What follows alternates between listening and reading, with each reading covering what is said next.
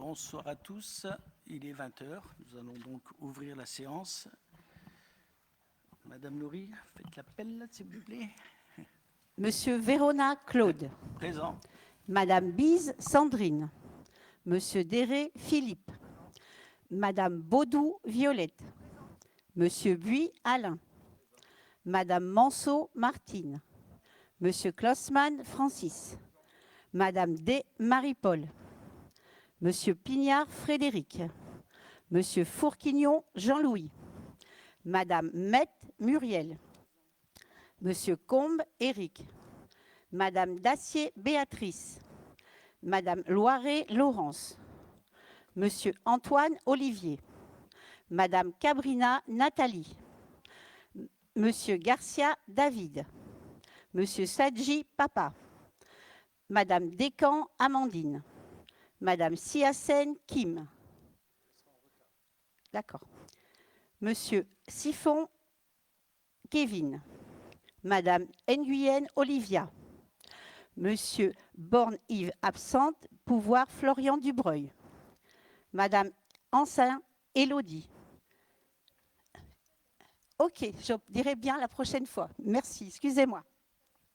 Monsieur Crucy Thibault. Madame Bertin Mello Alexandra. Monsieur Dubreuil Florian.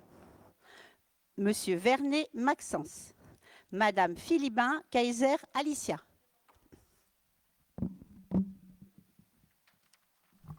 Bien, un secrétaire de séance. Monsieur Garcia. Des objections pour David Garcia, secrétaire de séance. Pavola Kim qui arrive.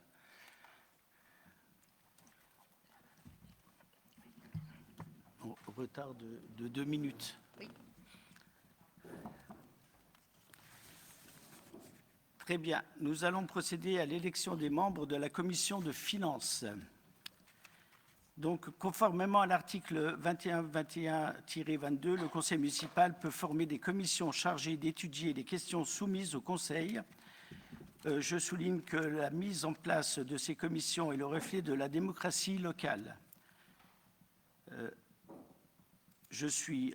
C'est-à-dire le maire explique, c'est moi donc, qu'il est le président de droit et qu'il se doit de les réunir dans les 8 jours qui suivent leur création afin qu'elle désigne leur vice-président. En effet, le maire ne pouvant pas forcément présider en personne l'ensemble des commissions en chacune de leurs réunions, il délègue ainsi son pouvoir. Monsieur le maire précise également que dans les communes de plus de 3 500 habitants, la composition des différentes commissions doit respecter le principe de la représentation proportionnelle pour permettre l'expression pluraliste des élus au sein de l'Assemblée communale et que ces élections se font au scrutin secret. Donc, nous allons procéder au vote. Donc, les candidats pour l'Avenir Ensemble, Violette Baudou, Philippe Déré, Jean-Louis Fourquignon, Laurence Loiret. Pour le Nouveau Souffle, titulaire, Maxence Vernet, suppléant, Florian Dubreuil. On est d'accord? Nous allons donc procéder au vote.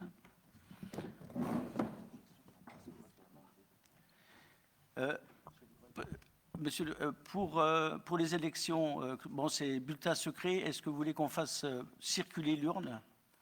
Et vous, ou sinon, c'est l'isoloir? Non, mais vous me dites. Main levée, c'est possible? On peut le faire à main levée. Bon, main levée, tout le monde est d'accord? Bon, alors, on vote quand même. Abstention, contre? Ok, c'est bon. Alors, allons-y. Alors, comment on procède? Alors, pour l'Avenir Ensemble, donc je rappelle les noms, Violette Baudou, Philippe Déré, Jean-Louis Fourquignon, Laurence Loiret. Abstention, contre? Adopté à l'unanimité.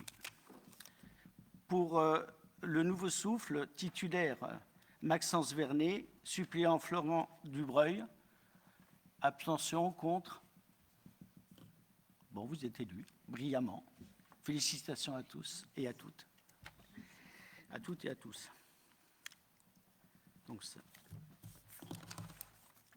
Alors, deuxième point, fixation des conditions de dépôt de liste de la commission d'appel d'offres. Donc, en raccourci, c'est la CAO.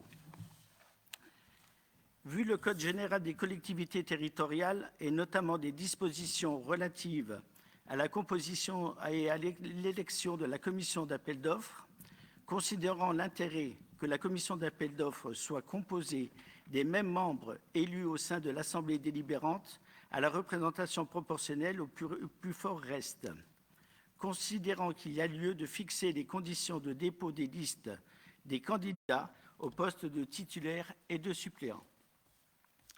Donc, j'ai les listes.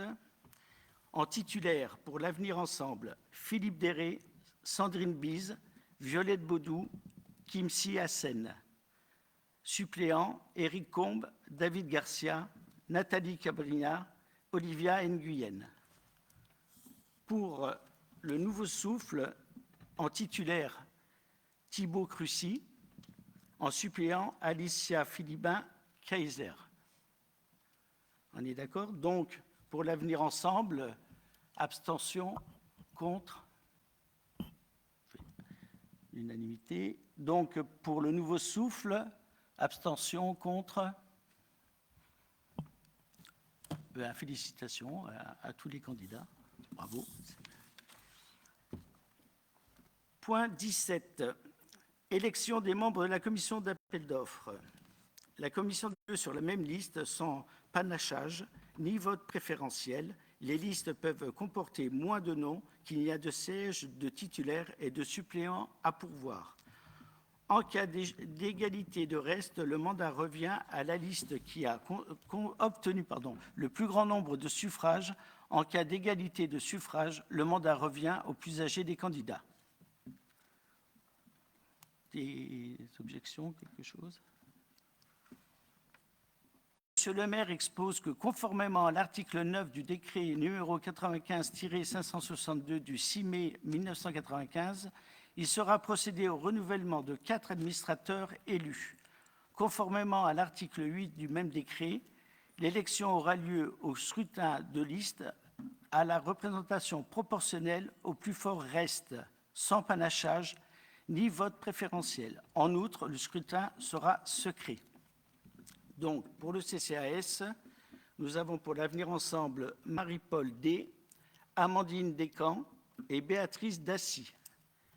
Pour ça, à main levée, félicitations. Donc, ensuite, point 19. Désignation des membres représentant la collectivité au comité social territorial. Monsieur le maire explique, vu le numéro 2022-038 en date du 12 mai 2022, fixant le nombre de représentants du personnel au comité social territorial à 4 titulaires et 4 suppléants. Il convient de désigner 4 titulaires et 4 suppléants qui représenteront la collectivité titulaire Alicia Philibin-Kaiser et en suppléant Thibaut Crucy. Abstention? Contre? Adopté. De quoi? Bien, désignation des membres représentants de la collectivité comité social. Ça a été fait. On est au point délégation consentie au maire par le conseil municipal. Est-ce que je dois tout relire ou vous avez lu ou vous avez des questions peut-être ou est-ce que vous avez des questions Il faut mettre le micro parce qu'on enregistre avec les moyens du bord, mais c'est enregistré. D'accord. Juste sur quel sujet exactement vous... Ah non, je vous demande si... Vraiment traiter du coup les affaires courantes avec réactivité. Simplement, on a quand même quelques petites remarques sur quelques thématiques. Donc le sujet, c'est pas d'être pour ou contre les délégations, c'est plutôt sur le sujet de savoir le bon équilibre en fait, qui a été trouvé entre efficacité administrative et contrôle démocratique. Donc la première, nous, c'est sur l'urbanisme. On note que la délégation relative au dépôt des autorisations d'urbanisme sur les biens municipaux n'est assortie d'aucune limite de surface. Alors, la question que je vous poserai, du coup, monsieur le maire et vos adjoints également, c'est pouvez-vous préciser pourquoi la délégation relative au dépôt des autorisations d'urbanisme sur les biens municipaux n'est assortie d'aucune limite de surface ou de seuil, alors qu'un tel encadrement permettrait de distinguer les opérations courantes des projets plus structurants pour la commune, sachant que d'autres communes en parallèle, même très proches de nous, ont également fixé des seuils. Voilà la question que j'aurai sur cette première thématique sur l'urbanisme.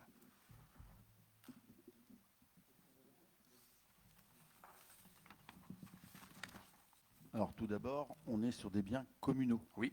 Donc on est sur des superficies qui sont libres de choix de la commune. Donc c'est comme ça, c'est dans les règles de la législation et on n'a pas fait plus, pas moins. Voilà. D'accord, parce que sur d'autres, merci pour la réponse, mais sachant que ce sont des biens communaux, mais qui peuvent être aussi en agrandissement, du coup, tant qu'il n'y a pas de seuil, on peut très bien être sur des éléments qui peuvent être quand même très importants, avec des dépenses conséquentes. Et par exemple, nous, on avait donné une idée de seuil. On avait considéré, par exemple, qu'au-delà de 300 mètres carrés de surface plancher modificative, il pouvait quand même y avoir une délibération sur les sujets, sachant que d'autres villes, par exemple, ont mis un seuil à 1000 mètres carrés selon la taille de leur ville. Enfin, il y a quand même un élément qui est venu en disant, OK, on est d'accord sur des biens communaux, mais on va quand même mettre en délibération à partir du moment où il y a quand même une emprise ou une modification importante. Donc, on a essayé de trouver, nous, un seuil qui correspondait plus à la taille physique de la ville, et on considérait qu'au-delà de 300 mètres carrés, on pouvait quand même avoir une délibération. De toute façon, dans tous ces projets au-delà de 300 mètres carrés, comme vous le dites, au sol, il y aura une délibération au conseil municipal qui sera prise, étant donné que sur la partie finance, Oui. pour pouvoir l'accepter ou acheter le terrain qui correspond, il y aura forcément une délibération. Donc, ça fait 2 délibérations pour pas grand-chose, en fin de compte. Voilà, je pense que là, on est juste dans une lecture réglementaire. Ouais. On met c'est ni plus ni moins que ce qui a été fait jusqu'à maintenant. Il n'y a rien de Bien plus, sûr. pas de moins. Et en ce qui concerne l'urbanisme, de toute façon, tout est régi par des règles et passe pour la plupart du temps au conseil municipal pour le patrimoine municipal. Bien sûr, j'entends, qui de toute façon est aujourd'hui...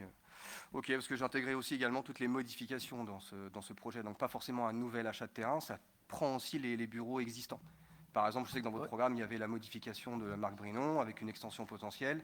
C'est un sujet qu'on avait en tête. C'est là où justement on aurait voulu qu'il y ait une délibération pour par exemple, ces gros projets-là qui pourraient peut-être arriver. Voilà. Mais j'entends ce que vous dites. Non, mais tout sera de toute façon transparent. 300 mètres carrés ou 1000 mètres carrés, ça passera de toute façon au conseil municipal. Et dans tous les cas, comme vient de le dire Philippe, mettre un seuil, revenir, on freine peut-être encore une fois une étape d'un projet, mais tous les projets seront exposés ici au conseil municipal. Et je pense que 300 000 mètres carrés ou d'autres, ça n'a pas, à mon avis, à mes yeux, peu d'importance. Très bien.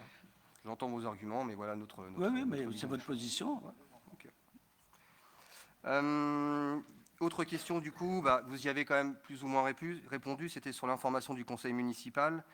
Justement, sur quelle modalité le conseil municipal sera-t-il informé des décisions prises au titre de ses délégations, notamment en matière d'urbanisme, de contentieux, de préemption, de marché et de demande de subvention. Étant donné que c'est à votre pouvoir, est-ce qu'il y a quand même une information malgré tout qui sera communiquée, en tout cas au moins un minimum à l'opposition ou à d'autres personnes? Tout sera communiqué dès qu'il y aura un acte, de toute façon, dans l'urbanisme, tout sera transparent de A à Z. Ça, vous pouvez compter sur moi, on en a assez souffert et ça ne supportera aucune, je dirais, opération qui pourrait être, entre guillemets, dissimulée ou non. Tout sera fait dans les règles de l'art.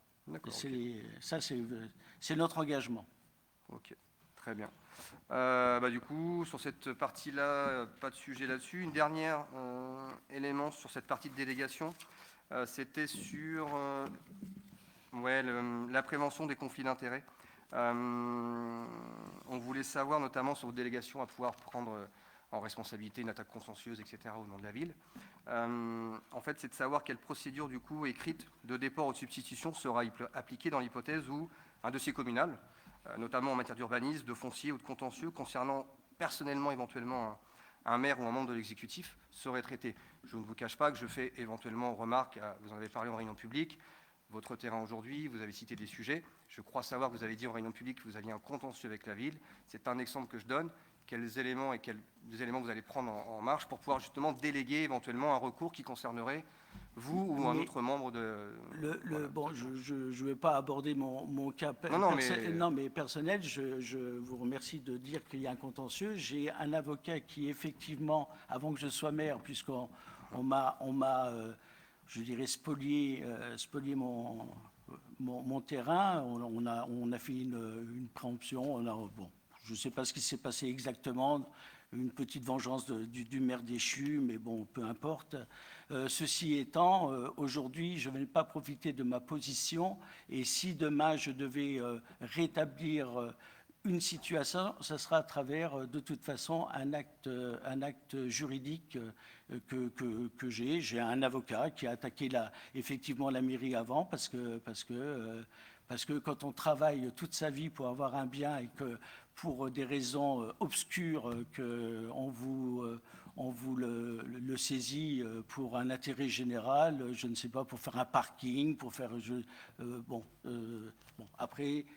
Pour l'instant, c'est à la justice de trancher, mais sachez que s'il devait y avoir quelque chose, ça ne se fera pas de façon dissimulée, mais ce bien-là, je l'ai gagné par mon travail, Oui, bien sûr. et il est hors de question qui que ce soit, même si on m'a fait des propositions pour que je quitte la commune avant, parce que vous avez, je vais vous dire, je vais faire une petite parenthèse, je ne devrais pas le faire, mais pendant toute la campagne électorale, on a argumenté en disant que je voulais vendre mon terrain pour repartir aux États-Unis, je ne sais quoi, enfin des délires comme ça.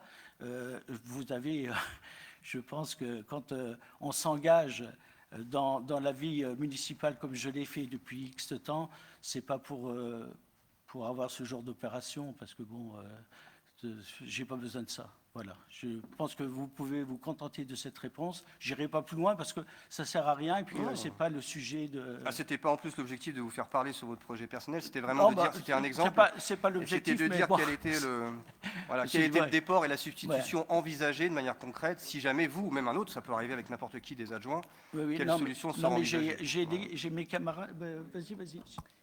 Oui, je vais juste compléter, parce que vous avez une interrogation qui est effectivement intéressante sur la notion de procédure. Merci.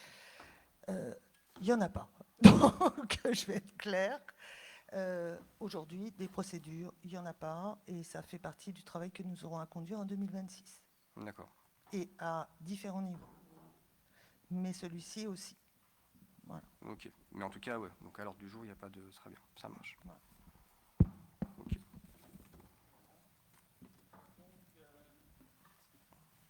Je vous remercie. Non, sur les. On est tout bon. Merci. Donc on va passer au vote. Abstention, contre. Donc 7 contre. Ok. Merci. Point 21. Fixation des taux d'indemnité de fonction des élus. Vu le Code général des collectivités territoriales, notamment les articles L 2123-20 à L 2123-24-1, considérant que le Code susvisé fixe des taux maximums et qu'il y a donc lieu de déterminer les taux des indemnités allouées aux maires, aux adjoints et aux conseillers municipaux, Monsieur le maire demande au conseil municipal de fixer les taux des indemnités pour l'exercice effectif des fonctions de maire, d'adjoint et de conseiller municipal dans la limite de l'enveloppe budgétaire constituée par le montant des indemnités maximales susceptibles d'être allouées aux titulaires des mandats locaux au taux suivant. Taux en pourcentage de l'indice brut terminal de l'échelle indiciaire de la fonction publique, dit que les crédits nécessaires sont inscrits au sous-chapitre 65 du budget communal, un tableau récapitulatif de l'ensemble des taux des indemnités allouées aux membres du conseil municipal. Donc, vous avez, je ne vais pas reprendre, vous avez le tableau, non, il est derrière. Donc voilà la répartition des attributions financières. Y a-t-il des remarques, S'il vous plaît. Monsieur Dubreuil? Merci. Alors, sur le premier sujet de fond, on est clair. Voilà. Donc, la délibération propose et prévoit l'indemnisation du maire, des adjoints, un nombre important de conseillers municipaux délégués, mais ne prévoit aucune indemnité pour les élus d'opposition non délégués. Cette absence pose une question politique et démocratique importante. Quelle place est réellement reconnue à l'opposition dans l'exercice du mandat local, sachant, je rappelle quand même notre score, un peu plus de 47,5% de voix au suffrage. Cette interrogation est d'autant plus légitime qu'elle entre en contradiction apparente avec le baromètre national de la démocratie locale, publié en janvier 2026, qui rappelle que les élus d'opposition ne sont indemnisés que dans 16% des cas, consacrent en moyenne 3 jours et demi par mois à leur mandat et supposant en moyenne 365 € par an de frais liés à leur exercice. Ce document précise, explique, et donc a été initié par un groupe de 5 élus d'opposition, parmi lesquels Mme Sandrine Bise, élue aujourd'hui adjointe, a contribué et signé ce document. Donc, dès lors, la question de cohérence est posée très simplement. Comment dénoncer publiquement, dans un document national, la faiblesse des moyens accordés à l'opposition, tout en validant localement, finalement, une organisation qui ne prévoit aucune indemnité pour les élus d'opposition, alors même qu'ils exercent eux aussi un mandat, travaillent les dossiers, préparent les séances et représentent une part importante des habitants de la commune. Voilà une première question, du coup, ce changement de cap. Écoutez, je vais vous répondre très simplement. Nous étions également dans l'opposition. Alors moi, je parle de l'opposition depuis 2019. 2019 jusqu'à 2026, on a fait tout le travail que vous avez évoqué, on l'a fait. On a fait même un MAG sur nos deniers. On a assumé cette situation. J'ai à côté de moi, en plus, je dirais, sans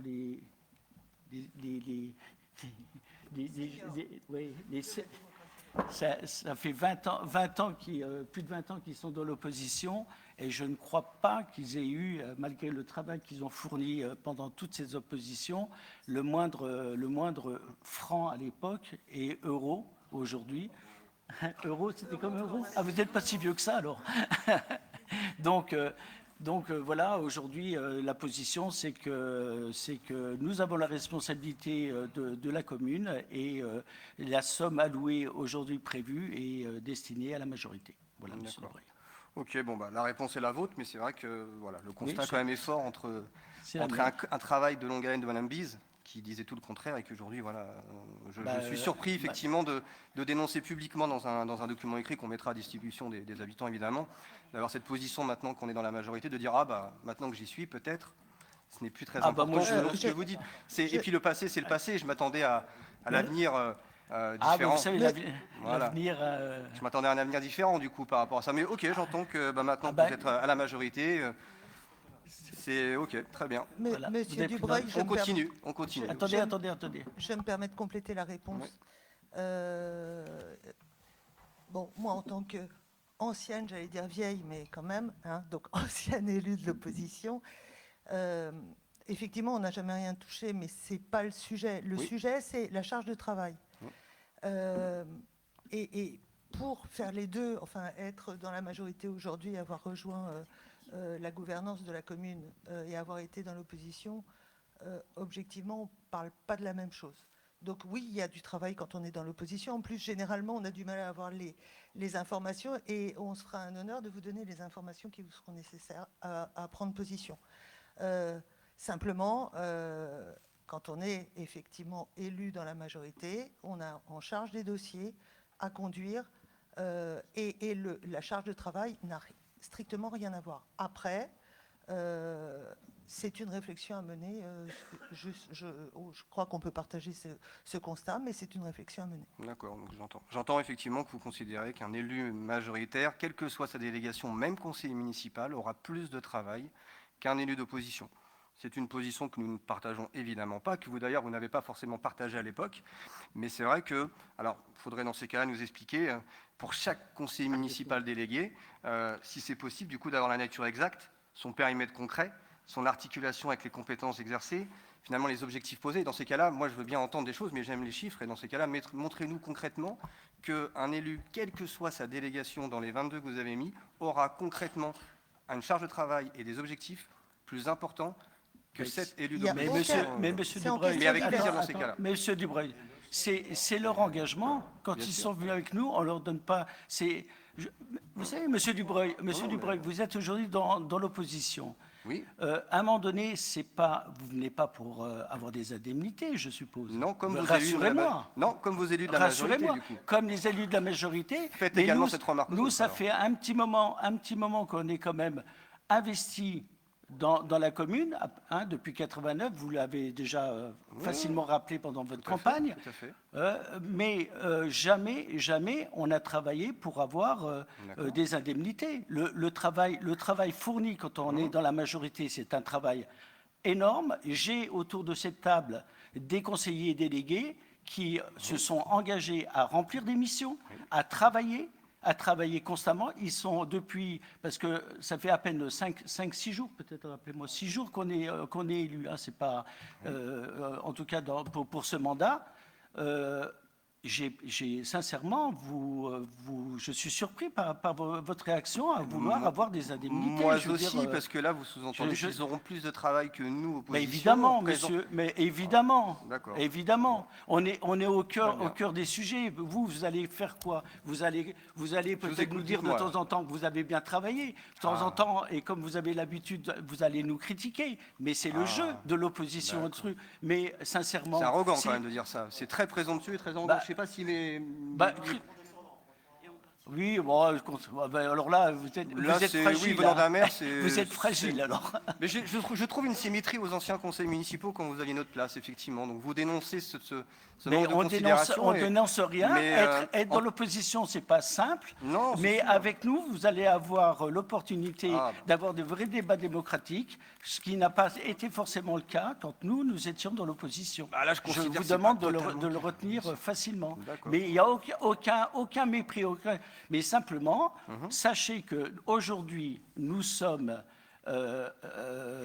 dans la majorité, nous devons rendre des comptes à la population, bien évidemment, et on sera là pour Sauf erreur, il n'y a pas de différenciation de périmètre d'action d'un élu d'opposition, d'un élu de majorité. C'est simplement un nombre non, de ah voix. non, mais ça pas là. Nous Ah portons bah si, quand même monsieur 40. Dubreuil, Nous monsieur portons Dubreuil. quand même Monsieur 47%. Dubreuil, je veux bien avoir des Mais- discussions de fond avec. Mais là, je crois que Mais j'entends. Non, ça mais fait écoutez, ça fait 4 jours que vous êtes élu. Oui, tout à fait. Ça fait 4 jours que vous êtes élu. Et on Vous travaille, n'avez pas. Excusez-nous, vous nous laissez reprocher. Nous avons une histoire quand même d'élus. Mais nous, vous pas nous tous. avez aidé, mais Pas vous tous les n'avez conseillers aucun. municipaux. Alors soyez gentils. Pas les 22. Soyez gentils, à un moment donné, il faut aussi, Je vais être gentil, il faut alors. aussi apprendre, Je vais être très il gentil. faut aussi écouter, et c'est pas un déshonneur, c'est dans l'écoute Mais là, vous me qu'on donnez des arrive à leçons. apprendre. Mais Alors voilà, j'entends les je leçons vais que vous mettre, donnez, mais je mets un terme à ce Très bien. sujet, Très je passe au vote. Pardon? Vous voulez un commentaire? Allez-y. De toute évidence, la décision sera prise par la majorité puisque vous êtes plus nombreux. On a montré les contradictions qu'il y avait entre ce que vous avez dénoncé.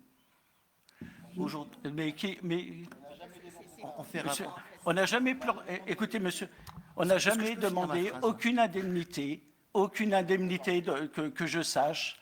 En Si tout vous cas, permettez, je vais aller jusqu'au bout de ma pensée. Après, je vous laisserai allez-y. réagir. Parlez bien, mettez bien le micro. Parce qu'on Prends le entend- micro? D'accord. Nous avons entendu ce qui a été dit dans des conseils municipaux passés. On a vu le rapport et la contribution de Madame Bise. Les choses sont très claires. Aujourd'hui, le sujet, ce n'est pas tant l'indemnité que le symbole. Le symbole, à partir du moment où vous considérez que le travail de l'opposition, qui, comme l'a rappelé Florian, représentait 47,5%, n'a pas la considération pour cela, c'est votre choix. Monsieur Crucy, on n'a jamais dit ça. Et nous, je veux dire, si vous voulez remonter sur les chiffres, en 2020, il y avait 17 voix d'écart. Vous voulez faire un peu le rapport? Faites le ratio. 17 voix d'écart. C'est pas ni 45, ni bon. Je crois qu'on n'arrivera pas à se mettre d'accord, mais Bah non, il y a pas les d'accord. habitants de la ville ont accès au débat et pour se faire leur propre opinion sur ce qu'on a Bien pu sûr. exposer là. Mais bien évidemment. Voilà, tout simplement. Bien évidemment. Nous portons la responsabilité aujourd'hui de la gestion de Saint-Thibault-des-Villes. Vous, non. Voilà, on passe au vote. Attends, Claude, juste un point quand même. On parle de quelque chose qui est réglementé. Il faut savoir que dans la loi, il n'y a que le maire et les adjoints qui touchent des indemnités. Ça, c'est réglementé. Aujourd'hui, nous avons fait un choix de diminuer les indemnités du maire et des adjoints afin de donner des indemnités aux conseillers de la majorité. Voilà. Et donc, c'est un choix délibéré. Et c'est parce que on considère que le travail que fait nos colistiers, les colistiers, sont aussi importants que le nôtre. Et donc, on distribue. Voilà. Mais on est dans la loi et la réglementation, ça serait autre chose si on ne se tenait qu'à la loi. La loi, très bien. Alors, Oui, je vous remercie. Je vais Je vous juste me remercie. permettre de réagir puisque vous me visez spécifiquement par rapport à un rapport qui a été fait. Donc je pense que ce n'est pas neutre votre choix d'intervention. Dans le rapport qui a été fait, effectivement, depuis 2020, je suis avec d'autres élus d'opposition, puisque j'étais élue d'opposition avant. On a fait un baromètre de la démocratie locale pour voir les conditions d'exercice des élus d'opposition en France, de manière globale, avec un certain nombre de préconisations. Sur ce qu'a dit tout à l'heure Violette Baudou, on vous a indiqué qu'il y a un certain nombre de choses qui seront assez différentes de ce qui se passait précédemment, avec la possibilité d'accéder à un certain nombre de documents. En revanche, ce n'est pas parce que le rapport est signé par Sandrine Bise, il n'est pas signé par l'Avenir Ensemble, il est signé uniquement par moi et d'autres élus d'opposition dans un cadre qui n'engage que moi. Là, on est dans une décision collective. Et à l'heure d'aujourd'hui, on fait un choix par rapport à des compétences et des actions et des responsabilités, parce que vous avez cité les pourcentages de vote aux élections, mais en termes de charge de travail, je peux vous dire que pour certaines des personnes, on n'est pas à 50% de travail, on est à des heures importantes et avec les responsabilités qui vont avec. Après, rien n'est figé. On commence seulement à travailler ensemble et on verra comment on arrive à travailler ensemble, parce que ce n'est pas simplement qu'une posture élue de la majorité, élue d'opposition, et avec un rapport qui a été fait, mais c'est aussi de voir comment on arrive à travailler ensemble et de co-construire des choses ensemble. Et pour le moment, on est à ce moment-là où nous, on a travaillé un programme, on a travaillé des engagements et on les porte au niveau des 22. Et ensuite, on verra ce qu'il pourra y avoir à l'avenir. On va passer au vote. Abstention, contre. C'est noté. Très bien. Point 22. Célébration d'un mariage hors mairie. Alors, Monsieur le maire propose d'utiliser exceptionnellement la salle de la Rotonde située au rez-de-chaussée du centre culturel 1 rue des Vergers le samedi 9 mai 2026 à 14 h pour la célébration du mariage de Monsieur Arnaud Mathieu et de Madame Laure Fleury. Cette salle dispose d'un accès plus facile aux personnes à mobilité réduite, contrairement à la salle prévue pour les mariages située au premier étage de la mairie. Sachant que l'épouse du témoin du futur marié présente un handicap, une autorisation a été demandée à Monsieur le procureur de la République du tribunal de grande instance de Meaux pour le déplacement des registres d'état civil et l'affectation exceptionnelle d'une salle pour cette célébration.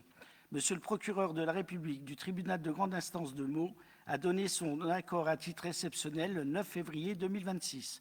Monsieur le maire demande aux membres du conseil municipal de bien vouloir exceptionnellement suppléer habituelle salle de mariage pour la salle de la Rotonde le 9 mai 2026. Y a-t-il des objections, des remarques? Abstention, contre? Adopté à l'unanimité. Point 23. Désignation d'un représentant au groupement d'intérêt public ID 77. Est-ce que je vous lis tout ou vous l'avez parcouru ou pas? Donc, on l'a lu, on l'a parcouru, on a travaillé. Donc, il convient au conseil municipal de désigner un représentant de la commune au sein de l'Assemblée générale ID 77, annexe 1. Donc, nous proposons Kim Hassen. J'ai manqué une partie. Oui, je pose une question. Kelly Hassen, excuse-moi, je t'appelle toujours Kim alors. Des objections, des... Non, juste une question, mais pas d'objection après. Ouais. Une question. Juste une question sur le fond, mais pas d'objection sur, sur ce que vous avez. Allez-y. Du coup, c'était concrètement, on n'a pas retrouvé d'éléments de... Est-ce qu'il y a un coût pour la commune à cette adhésion ou pas? On n'a pas retrouvé dans les annexes, je pense pas, mais c'était pour être certain. Je ne sais pas. Pas ma connaissance. On va vérifier. Hein. On va vérifier, mais comme ça, je ne sais pas, Madame Nourri. Non. D'accord. On va prendre votre Juste une dernière question, toute simple, oui, si vous le savez également, parce que du coup, vraiment, on regarde. Éventuellement, si vous avez des projets précis sur lesquels l'ID 77 serait déjà intervenu pour la commune, Et finalement, quelle valeur ajoutée ça, même si c'est gratuit, pourquoi pas, très bien, c'est toujours mieux. Mais c'est juste vraiment pour comprendre, est-ce qu'il y a déjà eu un projet concret qui a été accompagné et quelle plus-value? Écoutez, pas pour l'instant. Hein. Pour l'instant, il n'y a pas eu de. On va regarder s'il y a un coût, s'il n'y a pas d'intervention et tout, on ne va pas payer un coût s'il n'y a pas d'intervention. Sincèrement, je ne peux pas vous répondre. Comme je vous ai dit, ça fait 5 jours qu'on est là. Je ne me suis pas encore penché sur la question. Non, mais comme tout à l'heure, vous avez donné un coût, peut-être depuis très longtemps. Mais je vous ferai une réponse la prochaine fois. Ok, très bien. Merci, c'était tout. Attends, C'est peut-être pour préciser, en fait, c'est plutôt une plateforme qui recense un ensemble de prestataires et d'apporteurs de conseils pour les collectivités territoriales. Donc, c'est plutôt dans ce sens-là d'avoir des... Oui, puisque de toute façon, il y a un certain nombre d'organismes qui apportent gratuitement des conseils pour certains. Donc, c'est plutôt d'avoir une offre de services intéressante pour la commune, d'autant plus quand elles sont, pour certaines, gratuites. Ok, non, mais... Après, comme ça a été dit, pour le passé, on n'a pas forcément eu les informations en conseil municipal ou dans les décisions, et donc on n'a pas de retour. En revanche, on connaît les compétences de certains des organismes qui sont cités sur la plateforme. D'accord, ok, merci.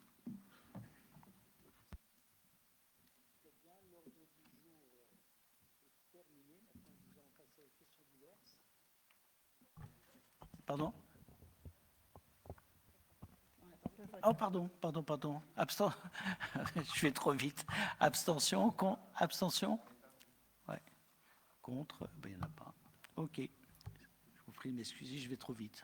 L'ordre du jour étant épuisé, on va passer aux questions diverses. Alors là, donc on a été interpellé. Tu as la question, comme tu vas y répondre, tu vas la lire, hein? Vas-y, William Sorin. Donc, nous avons eu une première question sur le site de William Sorin sur la sécurité des installations. Donc, je vous lis la question. Des manquements critiques relatifs à la sécurité des installations du site William Sorin avaient été signalés lors d'un précédent conseil municipal. Pouvez-vous nous indiquer où en est ce dossier, quelles mesures ont été engagées ou sont envisagées et dans quel délai la majorité entend garantir la mise en sécurité des installations ainsi que la protection des riverains? Donc effectivement, comme vous le soulignez, en janvier dernier, nous étions élus d'opposition et nous avions alerté la commune, mais également la préfecture via un courrier, où nous avions relevé toutes les non-conformités qui touchaient cette entreprise et de façon récurrente. Dans ce cadre, nous allons avoir un rendez-vous dans la continuité de notre action la semaine prochaine, et donc on aura un peu plus d'informations sur la partie, sur les délais d'intervention. Il faut savoir que c'est le préfet qui décide suite au résultat du contrôle. Donc nous, on agit pour rencontrer et voir les actions qui seront mises par la société, mais le reste, ça sera des discussions et en référé au préfet qui est le seul décisionnaire par la suite. Merci, parfait.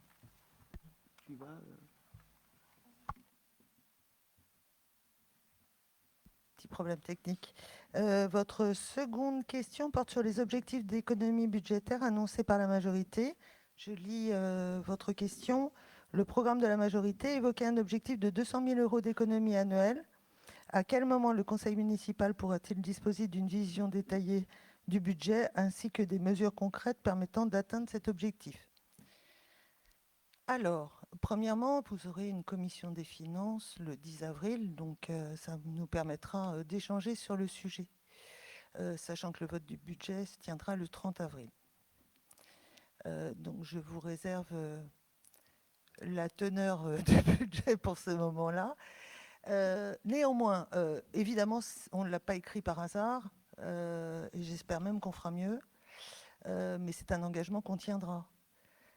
Bien évidemment. Et d'ores et déjà, je peux vous dire que certaines économies sont faites, enfin depuis notre élection, à savoir que les frais de représentation du maire ont été purement et simplement supprimés du budget et n'y seront pas remis, que monsieur le maire n'aura pas de voiture de fonction, pas plus que les adjoints, pas plus que les conseillers, que nous n'aurons pas de carte d'essence, que nous n'aurons pas de frais de bouche à la charge des habitants, que nous avons rayé du budget qui a été préparé par nos prédécesseurs des montants portant sur des ordinateurs personnels et autres accessoires, puisque je vous le dis, je vous le confirme, nous avons tous une voiture, nous sommes tous habillés comme vous pouvez le constater, nous avons tous un ordinateur et un téléphone et que nous l'utiliserons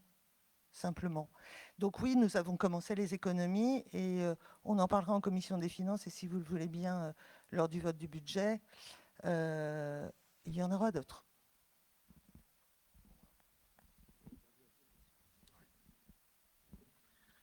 Alors, vous avez posé une question sur l'OAP 4, devenir du parc du château. Donc, je lis votre question. L'OAP 4 a été suspendu à la suite de l'intervention du préfet de région. Pouvez-vous nous préciser où en est l'étude relative aux impacts environnementaux et quelle est l'orientation de la majorité entend désormais retenir afin de proposer un aménagement du parc du château à la fois pertinent, acceptable et accepté? Alors, pour le moment, nous n'avons aucun retour de l'impact environnemental. Donc, environnemental, pardon, on est sur les 4 saisons et on n'a pas encore atteint le mois de juillet. Donc, on aura un retour au mois de juillet. Et cet impact environnemental a été demandé par l'opposition à l'époque, c'est-à-dire nous. Je dis ça parce que lors de votre campagne, vous avez essentiellement omis de parler de 2020 à 2026. Alors, je ne sais pas, mais je pense que les Théobaliens ont droit qu'on remette les choses en place. En 2020 et 2026, il y avait bien une opposition. Et il n'y avait pas une majorité de plusieurs couleurs. Voilà, c'est un point. Donc, après, sur la problématique du projet, le projet, pour l'instant, il y a des permis qui ont été déposés, mais aucun n'a été signé. C'est à l'étude. Tant que l'étude ne sera pas revenue, il n'y aura rien de fait. Voilà. Pour la deuxième question, projet Vinci dans la ZAC, 170 logements. Monsieur Crucy, on répond à une question, il n'y a pas de débat. Il n'y a pas de débat? Non, il n'y a pas de débat. C'est une question en fait. Pardon? Non, mais c'est des questions diverses, on vous répond. D'accord. Donc en fait, on pose la question, vous répondez, il n'y a pas de discussion. Il n'y a pas de débat. Non, sinon c'est plus des questions diverses, c'est un débat. Non, mais la prochaine fois, vous reposerez une question. J'avais juste des questions. Comment? En ce qui concerne le projet Vinci dans la ZAC, 170 logements. Je lis votre question. Un permis de construire portant sur environnement 170 logements a été déposé par Vinci en novembre dans la ZAC. Novembre dans la ZAC, je ne sais pas pourquoi c'est marqué comme ça. Pouvez-vous nous indiquer où en est l'instruction de ce dossier et préciser la position de la majorité au regard des engagements pris pendant la campagne en matière d'urbanisme? Alors, en ce qui concerne nos engagements, ils n'ont pas changé. On les conduira et on les affirmera. En ce qui concerne le dépôt de permis des 170 logements, on a un rendez-vous le 8 avec Aménagement 77 afin de discuter avec ces personnes-là et de voir comment vont s'établir les différents projets. Voilà. Mais rassurez-vous, et on peut rassurer la population, que nos déclarations dans notre programme sont inscrites et seront respectées. Circulation de l'ANI, fonctionnement de feu. Je vais répondre à celle-ci. Circulation rue de Lagny, fonctionnement des feux. Donc la question de la circulation rue de Lagny demeure particulièrement difficile en raison du fonctionnement des feux. La majorité peut-elle indiquer ce qu'elle envisage pour résoudre ce problème, selon quel calendrier et selon quelle méthode la concertation avec les habitants? Alors notre réponse, c'est notre projet de campagne porter une approche globale des mobilités à l'échelle du centre-bourg, intégrant à la fois la circulation dans le Vieux-Bourg, la requalification de la place de l'Église ainsi que les orientations prévues dans l'OAP 4. Le calendrier et la méthode de concertation sont en cours. On vous en donnera plus. Alain, gouvernance.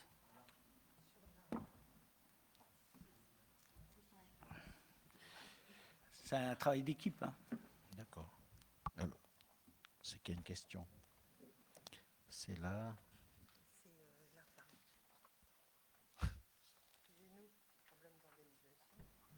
Entre-temps, sur la 6, il y a eu une précision, enfin un apport de réponse, parce que vous avez publié les listes des délégations. C'est pour ça que la question 6, je l'avais mis à l'ordre. Je lis la question 6, gouvernance participative.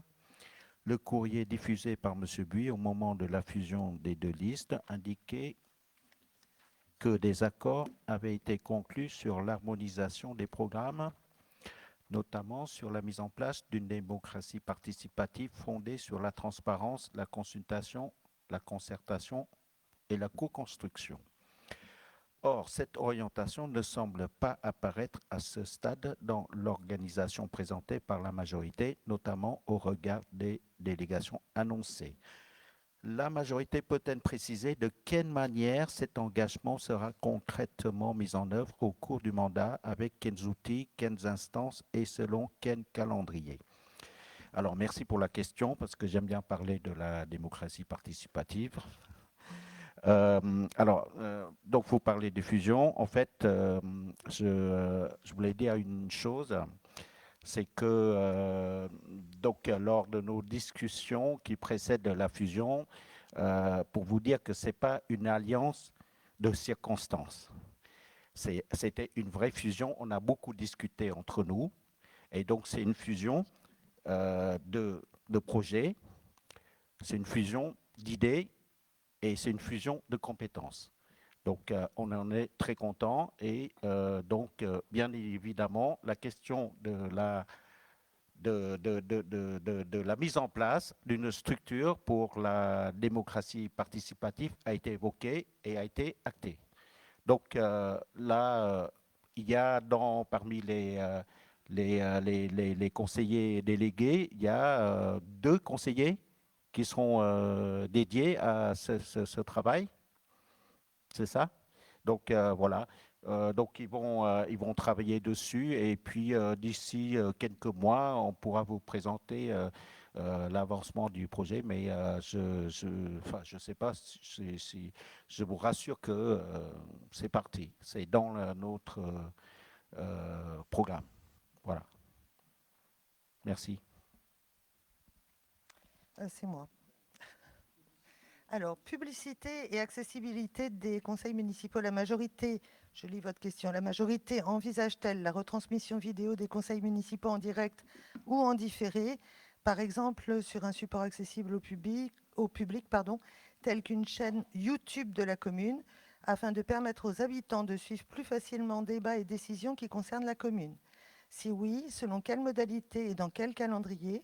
À défaut, pour quelles raisons cette possibilité ne serait-elle pas retenue? Il est rappelé que la diffusion en ligne et en direct des réunions du conseil municipal, avec possibilité de donner aux habitants de s'exprimer à leur insu, figurait parmi les engagements annoncés pendant la campagne de l'Avenir ensemble. En effet, nous avons fait déjà un conseil municipal, c'était un petit peu court. Nous sommes aujourd'hui diffusés en live sur Facebook, avec les moyens de la commune. Alors, je me permets d'insister parce que ça rebondit aussi sur votre première interrogation à laquelle j'ai répondu, je crois, concernant la maîtrise des dépenses.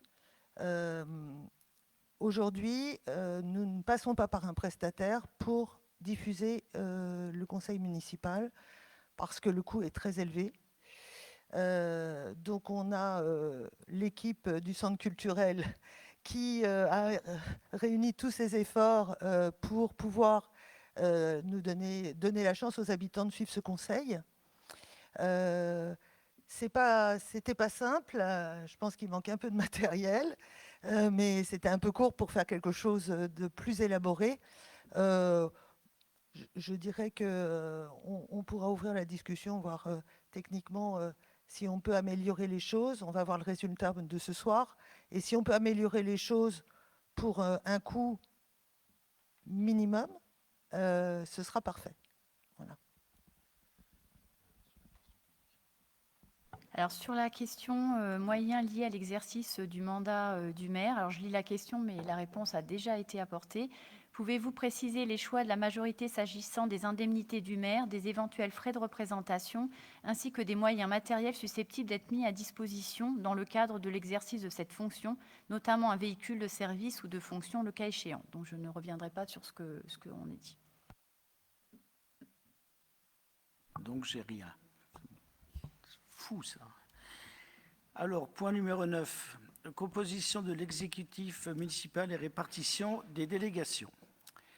La liste déposée en préfecture pour le second tour faisait apparaître un ordre de présentation des candidats dans lequel Madame Sandrine Bise figurait en 4e position. La majorité peut-elle expliquer la logique ayant conduit à sa désignation comme première adjointe et indiquer si cette organisation de l'exécutif avait été arrêtée en amont? Si tel était le cas, pour quelles raisons cette présentation n'a-t-elle pas été plus clairement portée à la connaissance des habitants avant le scrutin? Par ailleurs, l'ordre du jour relatif aux délégations et aux indemnités laisse apparaître une organisation dans laquelle chaque conseiller municipal de la majorité se verrait attribuer une délégation. La majorité peut-elle préciser la logique d'ensemble de cette répartition, les responsabilités exactes confiées à chacun, ainsi que les conséquences de cette organisation sur le régime indemnitaire présenté au conseil municipal? Alors moi, je comprends mal le sens de votre question, car l'ordre sur les bulletins de vote ne détermine pas les futures responsabilités exécutives en cas d'élection, et le fait, par exemple, que Madame Marie-Paul D., pourtant 18e sur notre liste, ait été nommée adjointe ne semble pas vous poser de problème. Pour être précis, je vais vous citer les articles du Code général des collectivités territoriales concernant le maire et les adjoints.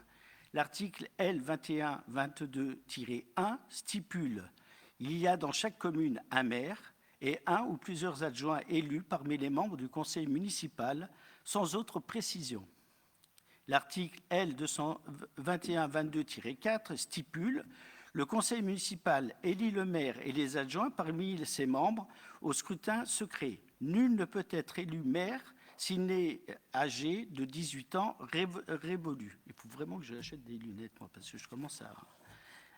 Eh bien, que rien ne m'y oblige, je vous précise que notre priorité a été de constituer un exécutif opérationnel, équilibré et capable de répondre aux attentes des habitants.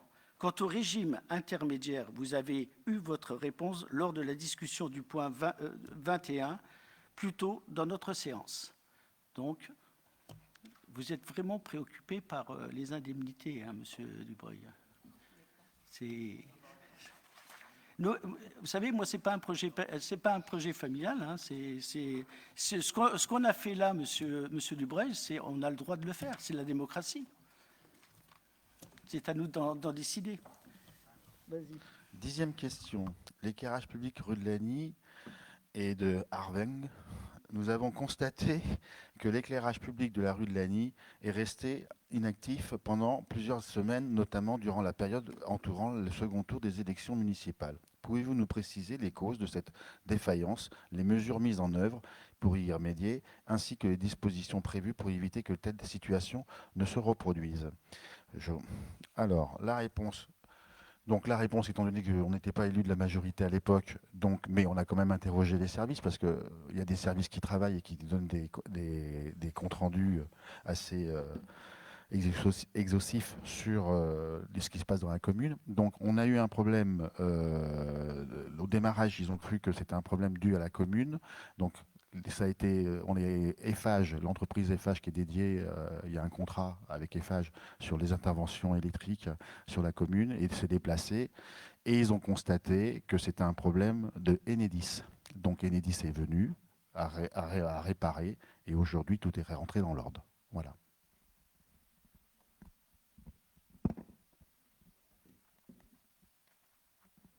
Il est 20h57. Alors, on s'était engagé aussi à donner la parole au public s'il y a des personnes au public. Ah, on n'a pas fait le règlement intérieur. Ah oui, c'est vrai. Donc, On peut pas faire les questions au public. On n'a pas encore voté le règlement intérieur, Excusez-nous, mais ça il faut toujours faire un cadre pour pouvoir législatif, pour pouvoir rendre ça vraiment lisse et officiel. C'est vrai. Et le conseil municipal doit se prononcer sur un règlement intérieur et on invite l'opposition à travailler dessus puisque c'est aussi une façon d'avoir un débat démocratique. Hein. Donc, il y aura une commission, je crois, qu'on va établir et vous aurez des échanges avec nous sur la façon d'avoir un débat démocratique au sein de ce conseil municipal. Et en même temps, il y aura justement la question de démocratie pour la population qui pourra poser une question, comme on avait dit dans nos engagements. Il y aura une question qui sera posée par la population à chaque conseil. Voilà. Très bien. Donc, il est quelle heure là 20h58. Le conseil municipal est terminé. Il y a des signatures, ne partez pas. Juste pour vous signaler